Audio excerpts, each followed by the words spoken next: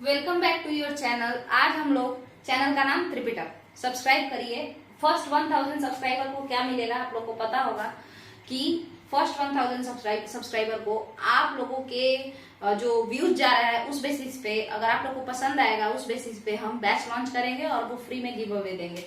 आज हम लोग जो पढ़ने वाले हैं वो है बिहार स्पेशल सीरीज, जो कि आप लोग को दिख रहा है। तो शुरू करते हैं। बिहार स्पेशल सीरीज का 9-10 पार्ट तो बता ही चुके हैं और आगे बढ़ते जाएंगे। अभी तो बस 1 महीना ही चैनल बने हुआ है। चलिए देखिए, इसके अलावा लूसेंट वगैरह चल रहा है और एनसीईआरटी भी चल रहा है। जाइए वहां पे प्लेलिस्ट में सर्च कीजिए, देखिए इसी त्रिपिटक चैनल पे बिहार स्पेशल सीरीज में जो हम लोग पढ़ने जा रहे हैं। आज 2 टॉपिक हम लेकर के आए हैं। Simon commission. तो बताइए, देखिए अगर हम दिन काटने के लिए पढ़ाएं तो हम कैसे पढ़ाएंगे। यहाँ पे आप लोग ट्रेलर देखिए, रुकिए।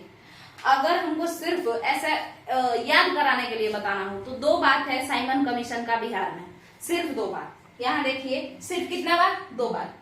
साइमन कमीशन कौन है?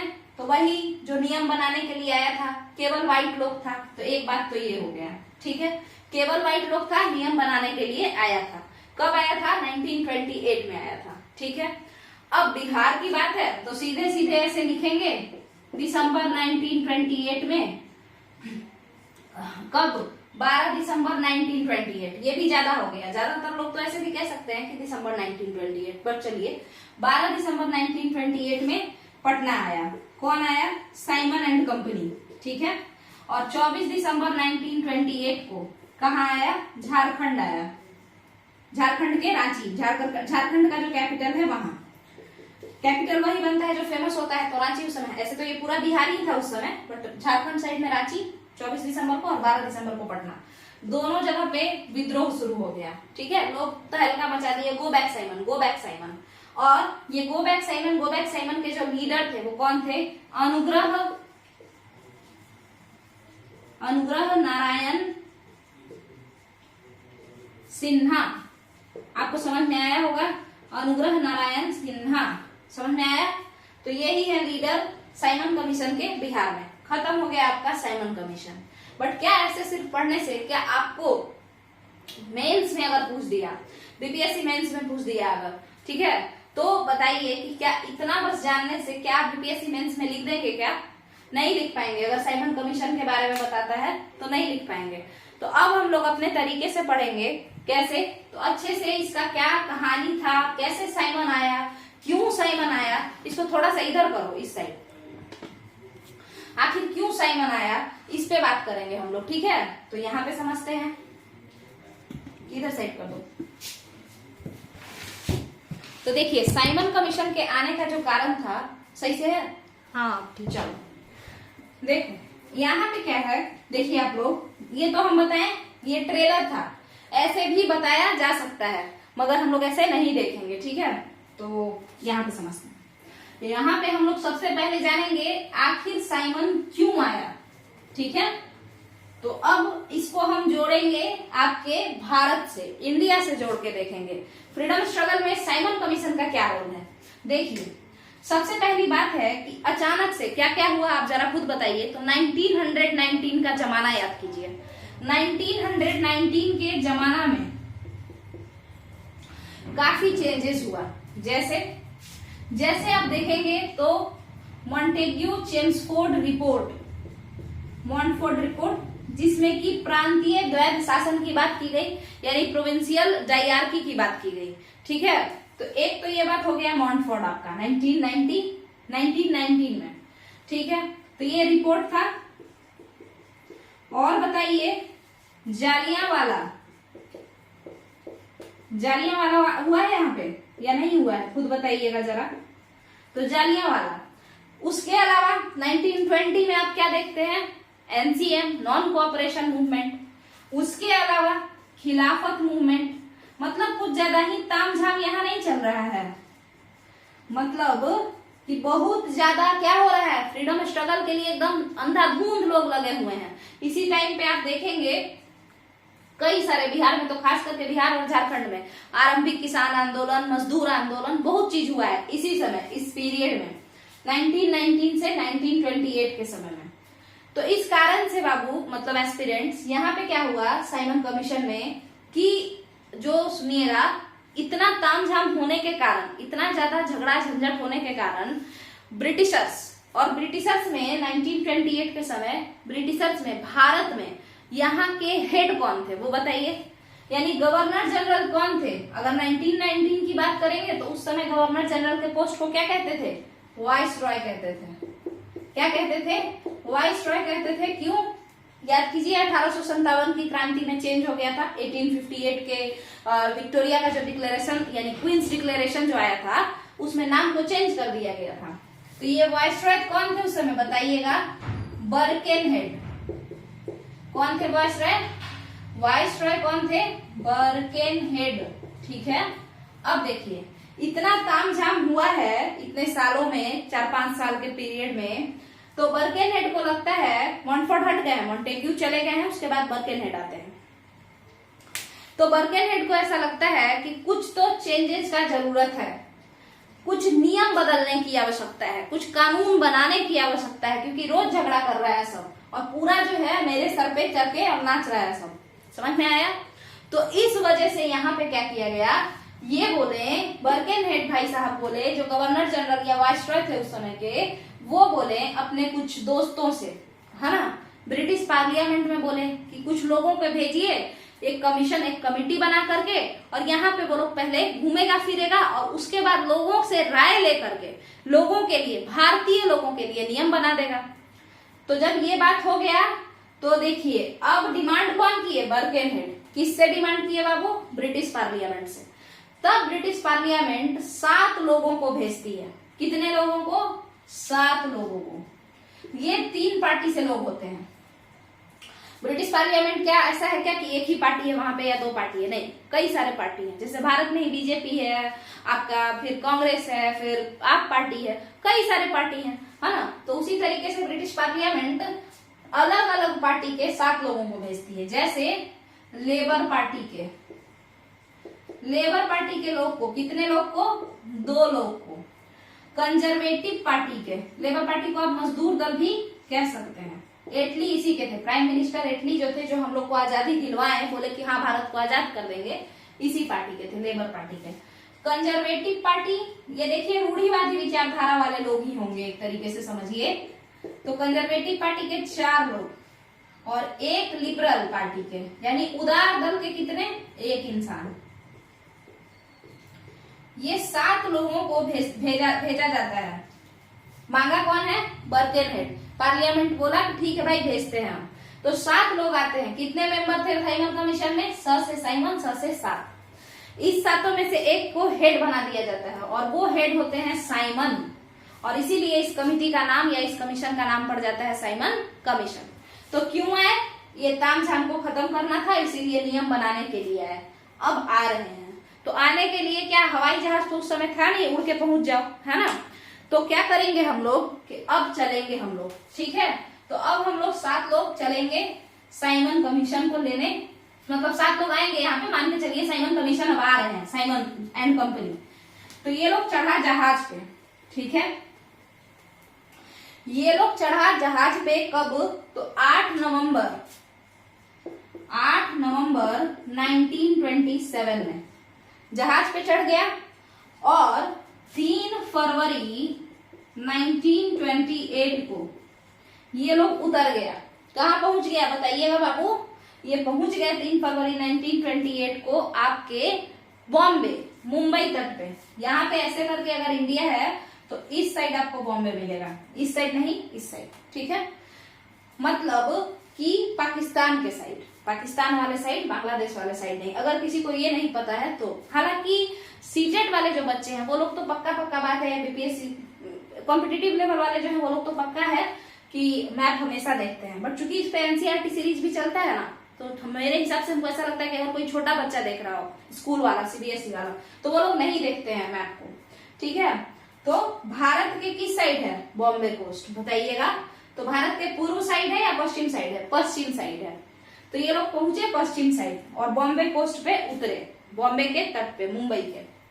तो बॉम्बे के तट पे जैसे ही ये लोग पहुंचते हैं, वैसे ही बॉम्बे में क्या देखते हैं लोग काला काला धागा बांध के, मतलब पट्टा बांध के यहाँ पे, और हाथ में काला झंडा लेकर के, और उस काला झंडा पे गो बैक साइमन लिखा रहता है, ठीक है, मतलब साइमन कमीशन वापस जाओ ऐसा।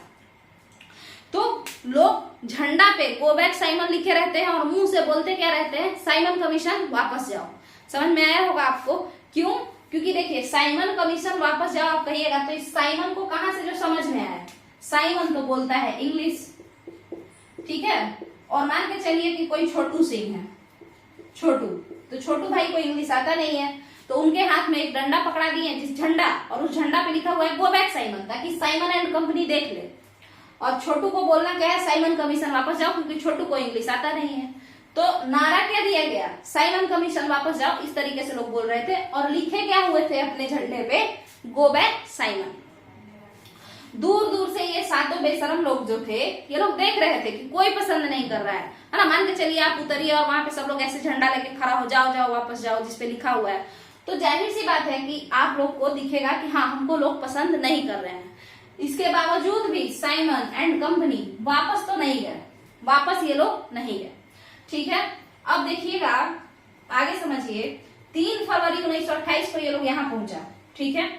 बॉम्बे में पहुंचने के बाद क्या होता है, तो बॉम्बे में पहुंचने के बाद यहाँ पे बहुत ज्यादा इन लोगों को क्या किया जाता है, बहुत ज्यादा मतलब गाली दिया जाता है, एक तरीके से बहिष्कार किया जाता है इन लोगों का, है ना, कि नहीं नहीं हम लोग नहीं मानते हैं, हम लोग अपना नियम अपने से बनाएंगे। मोतीलाल नेहरू भी कहे जाकर के बर्केनहेड से कि हम लोग इतने बेवकूफ नहीं है कि अपना नियम अगर बनाना हो तो वो हमको किसी अंग्रेज से बनवाना पड़े, हम लोग आपस में मिलके भी बना सकते हैं, ठीक है। तो इतना सारा डिमांड के बावजूद भी मोतीलाल नेहरू को बोलने से क्या होता है, अंग्रेज यानी बर्केनहेड बोले कि तुम नहीं बना सकते हो, और इच्छा है तो जाओ एक बार रिपोर्ट बना के लाओ, तो वही नेहरू रिपोर्ट वो बनाते हैं, आपको याद हो। हालांकि ये जो नेहरू रिपोर्ट है बाबू एस्पिरेंट्स, वो पब्लिश ही मतलब ये साइन नहीं होता है, कंप्लीटली साइन नहीं हो पाता है, एक तरीके से समझिए कि ये पास नहीं हो पाता है, कांग्रेस में ही पास नहीं हो पाता है। चलिए आगे समझते हैं।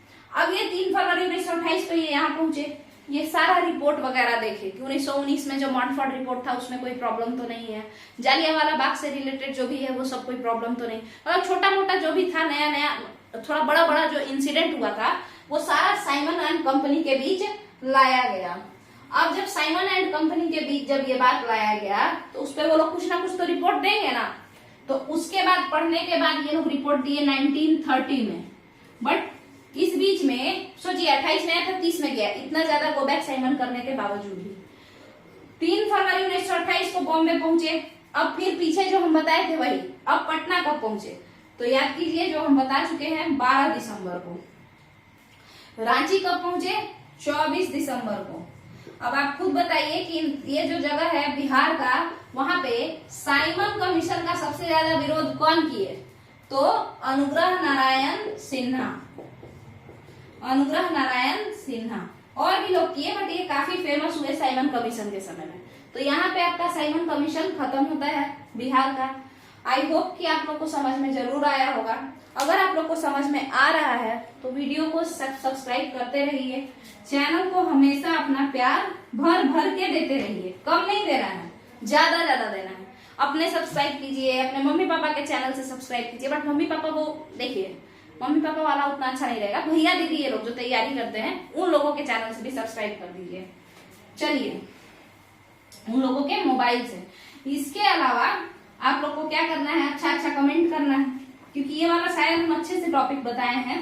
अगर आप लोग को फिर भी अगर लग रहा है कि नहीं उतना अच्छा नहीं है तो वो भी नीचे कमेंट में बताना है।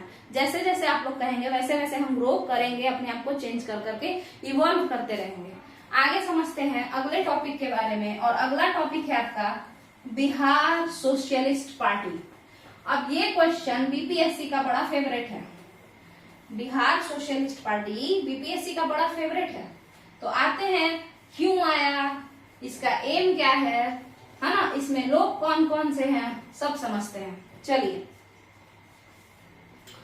फिर वही बात कि सिर्फ और सिर्फ बिहार के कंटेक्स्ट में जानने से कोई फायदा नहीं होगा, हम लोग भूल जाएंगे। तो यहाँ पे हम लोग शुरू करते हैं सीडीएम के बारे में। सीडीएम से नजदीक है ये, सीडीएम का असर इस पे रहेगा। अब कितने लोग तो मन ही मन सोच रहे होंगे कि सीडीएम क्या है, तो सिविल डिसोबीडियंस मूवमेंट यानी सविनय अवज्ञा आंदोलन। चलिए, गोलमेज सम्मेलन के समय यानी कि राउंड टेबल कॉन्फ्रेंस के समय में जो चला था वही। अब हम लोग बात करते हैं आपके बिहार सोशलिस्ट पार्टी के बारे में। बिहार सोशलिस्ट पार्टी यानी बिहार समाजवादी पार्टी। देखिए, सीडीएम यानी कि सिविल डिसोबीडियंस मूवमेंट जब चल रहा था तो लोगों को तो पता था, एक रास्ता पता था कि अंग्रेजों का बहिष्कार करना है, सामान का आदर के साथ अवज्ञा करना है। मतलब देखिए, जैसे हम लोग लेटर लिखते थे, बोलते हैं ना, सविनय निवेदन यह है कि, तो उसी तरीके से सविनय मतलब विनय के साथ, विनम्रता के साथ, और अवज्ञा, आज्ञा का पालन नहीं करना है, आज्ञा का अवज्ञा कर देना है, अवहेलना कर देना है। मतलब हमको डिसोबीडियंट होना है। ओबीडियंट मतलब क्या होता है, आज्ञाकारी, बट हमको होना है डिसोबीडियंट, अवज्ञाकारी। उसके अलावा बट सिविलाइज्ड वे में होना है। सिविलाइज्ड मतलब ये नहीं कि आदिवासी की तरह, आदि मानव की तरह तीर धनुष लेके दौड़ जाना है, नहीं। सिविल सोसाइटी जैसा, जैसे कि हम लोग सभ्य लोग हैं, वैसे झगड़ा करना है। तो कैसा मूवमेंट, सिविल डिसोबीडियंस मूवमेंट। ठीक है, तो लोगों के पास एक एम था कि ऐसे ऐसे करना है, ऐसे ऐसे आगे जाना है। आपको समझ में आ गया होगा मेरे हिसाब से। तो अब हम लोग आगे भी समझते हैं। तो देखते हैं यहाँ पे जो आपका सिविल डिसोबीडियंस मूवमेंट है वो शुरू कब हुआ, तो वही 1930 ये सब के समय में। बट हुआ क्या बाबू कि बीच में ही ये रुक गया, मतलब इसको खत्म होना पड़ा। क्यों? क्योंकि उतना ज्यादा ये अपना पैर फैला नहीं सका। लोगों को जबरदस्ती पकड़ के सब लोग अंदर करने लगे। ब्रिटिशर्स लीडर्स को, हमारे लीडर्स को, इंडियन लीडर्स को पकड़ के अंदर करने लगे। आगा खान पैलेस किसी को भेज दिए, किसी को कहीं भेज दिए, बड़ा टॉर्चर किया सब सिविल डिसोबीडियंस के समय में। बट आपको पता है, तो फिर 2-4 लोग ऐसे हुए। 2-4 लोग कौन थे, यहाँ देखिए, बिहार में 2-4 लोग ऐसे हुए। रामानंद मिश्रा, यहाँ देख लीजिए, रामानंद मिश्रा। उसके अलावा ये मिश्रा जी हो गया, रामानंद। इसके अलावा सिन्हा, गंगा शरण सिन्हा, ये कौन हो गया, गंगा शरण सिन्हा। इसके अलावा राम वृक्ष बेनीपुरी, एक तो ये भाई साहब हो गए। राम वृक्ष बेनीपुरी काफी फेमस राइटर हैं, आप लोग को पता होगा। ये 3 जन बेसिकली बोलते क्या है 1931 में कि देखो, ब्रिटिशर्स से झगड़ा करना या ब्रिटिशर्स का बात नहीं मानना सब सेकेंडरी थिंग है। मतलब ये प्राथमिकता नहीं है हमारी। हमारी प्राथमिकता क्या है, हमारी प्राथमिकता है भारतीय जनता की, इंडियन पॉपुलेशन की मदद करना, भारतीय जनता की मदद करना। अब एक बात बताइए, भारतीय जनता में तो टाटा भी है, भारतीय जनता में तो मुकेश अंबानी भी है। उन लोगों को किसी के मदद की जरूरत नहीं है। तो किसकी मदद, गरीबों की मदद करना। अब गरीब कौन, मजदूर, और कौन, किसान। मजदूर की मदद करेंगे, किसानों की मदद करेंगे। ठीक है, ये मेन एजेंडा हुआ। एजेंडा क्या था, एम क्या था, तो प्राइमरी, प्राथमिक लक्ष्य या प्राथमिकता जो इन लोगों ने दिया, ये 3 लोगों ने, कि भाई ऐसा है कि झगड़ा हमको ब्रिटिशर से करके कोई फायदा नहीं है। अच्छा तो ये हो कि हम अपने जनता, अपने गरीब जनता की मदद करें। और गरीब जाहिर सी बात है कि कौन होते हैं, मजदूर और किसान ही होते हैं। बिजनेसमैन गरीब थोड़े होता है। आगे समझिए, तो ये 3 लोग बोले कि एक ऐसा पार्टी बनाते हैं जो समाज सेवा के लिए हो, ठीक है, समाजवादी हो। ठीक है, तो इसीलिए ये लोग 1931 में ही, 1931 में बिहार सोशलिस्ट पार्टी बना लेते हैं, बिहार समाजवादी पार्टी या बिहार समाजवादी दल। ठीक है, समाज के सेवा के लिए। अब आप लोग को लग रहा है कि ये लोग ब्रिटिशर्स का बुराई नहीं करते थे, तो बिल्कुल ऐसी बात नहीं है। प्रथम लक्ष्य जो इनका था, प्राइमरी एम जो इनका था बाबू, वो तो था भारतीय जनता की मदद करना। बट सेकेंडरी एम, सेकेंडरी जो मेन एम था इनका, वो था भारतीय जनता में ब्रिटिशर्स के प्रति जो ब्रिटिशर्स का जो बैड एटीट्यूड है, जो बैड पॉलिसीज है, उसके प्रति उनको एरो मतलब गुस्सा दिलाना, उनका एंगर इशू को प्रोवोक करना, ठीक है, उस तरीके से समझ लीजिए, है ना। तो मतलब उनको जानबूझ के गुस्सा दिलाना। अब गुस्सा कैसे दिलाएं भाई, तो राम वृक्ष वेणुपुरी क्या करते थे कि लिख लिख के गुस्सा दिलाते थे। मदद भी कर रहे हैं और अखबार भी लिख रहे हैं, मैगजीन लिख रहे हैं। शिवपूजन सहाय नाम के एक लेखक थे इसी बिहार के, तो वो बताते हैं, वो अपने ये में लिखते हैं कि खंजर की तरह चुभने वाली, है ना, खंजर की तरह चुभने वाली बेनीपुरी जी की भाषा। मतलब वो ऐसा लिखते थे जो लगता था कि लोगों के दिल पे सीधे खंजर मार रहे हैं। जैसे मान के चले कोई ऐसा कहे कि तुम्हारी भारत माता बेड़ियों से जकड़ी हुई है, ऐसा कोई कहे, तुम लोग को शर्म नहीं है जो तुम लोग उनको बचा नहीं पा रहे हो, उनको आजाद नहीं करा पा रहे हो। तो इस तरीके से बार बार कोई कहेगा तो जाहिर सा बात है कि आपको कैसा लगेगा, एकदम एकदम एक्साइटेड हो जाएंगे कि चलो आज तो मार करके ही आएंगे, आज एकदम सारा अंग्रेज मार देंगे।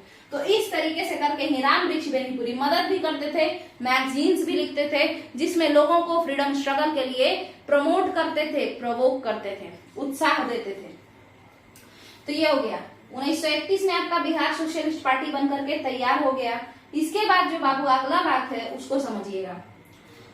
अब इस संस्था में मान के चलिए हम गरीबों की मदद करना चाहते हैं। एग्जाम्पल के तौर पे समझिए, हम यहाँ यूट्यूब पे पढ़ा रहे हैं और अगर हम अच्छा पढ़ा रहे हैं, एक अच्छे नियत से पढ़ा रहे हैं कि नहीं, जो नॉलेज है हम अच्छे से शेयर करेंगे, ज्यादा से ज्यादा अच्छे से एक्सप्लेन करेंगे, चलिए। और अगर हमको सपोर्ट ही नहीं मिलेगा तो जाहिर सा बात है कि हम किसी ट्यूशन में चले जाएंगे, है ना, या इस तरीके से कि ताकि, क्योंकि बाकी चीज भी, फाइनेंशियल सपोर्ट भी जरूरी है, समझ में आ रहा होगा आप लोग को। तो ट्यूशन वगैरह में हम चले जाएंगे क्योंकि हमको पढ़ाने का काफी मतलब पढ़ाने में इंटरेस्ट आता है, मजा आता है। आगे समझिए। तो अब क्या हुआ कि फाइनेंशियल सपोर्ट चाहिए, मदद के लिए भी पैसा होना जरूरी है। तो ये 3 लोग ही थे और कोई जुड़ ही नहीं रहा था। क्यों नहीं जुड़ रहा था आप खुद बताइए। फेस वैल्यू जो नहीं था, देखिए आइडिया तो अच्छा था मगर फेस वैल्यू नहीं था। फेस वैल्यू मतलब गंगा शरण सहाय, कितने बिहारी इनका नाम नहीं जानते होंगे, गंगा शरण सिन्हा का, रामानंद मिश्रा का। तो ये 2 लोग जो थे ये तो स्टेट लेवल पे भी उतने फेमस नहीं थे, सेंट्रल लेवल का तो बात ही छोड़ दीजिए। हालांकि बेनीपुरी जी थोड़ा ज्यादा फेमस थे, ठीक है। तो अब क्या हुआ कि ये फेमस तो थे नहीं, खोल लिए, पैसा फंड नहीं आ रहा है तो मदद कैसे करेंगे आप खुद बताइए।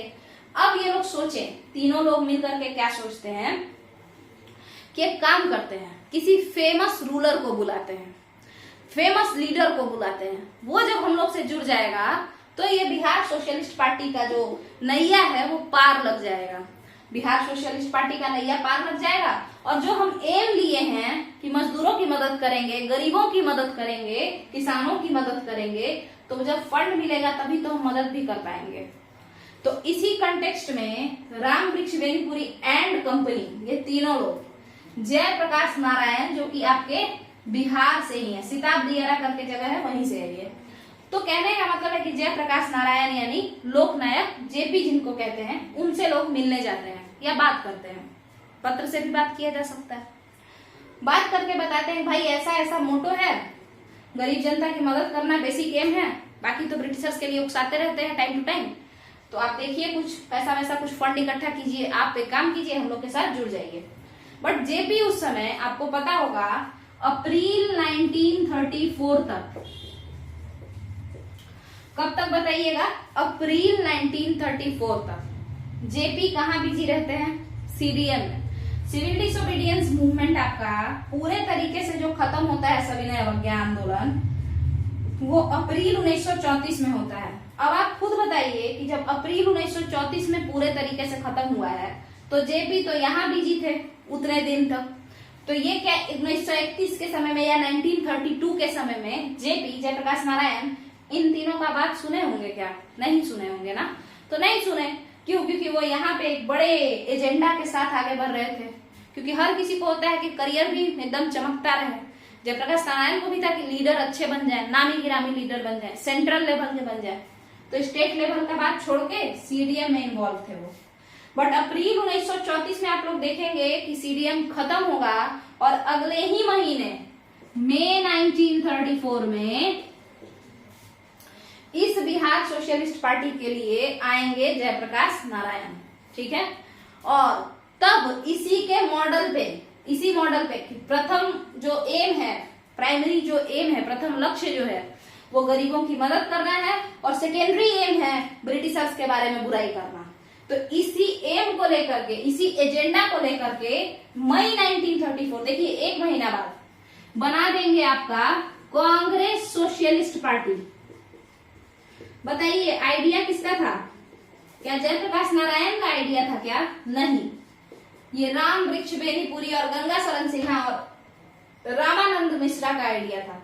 तो बट यहाँ पे चूंकि जयप्रकाश नारायण एक फेमस चेहरा थे, तो वो इसका नाम चेंज करके कांग्रेस सोशलिस्ट पार्टी करके और इसको फेमस किए।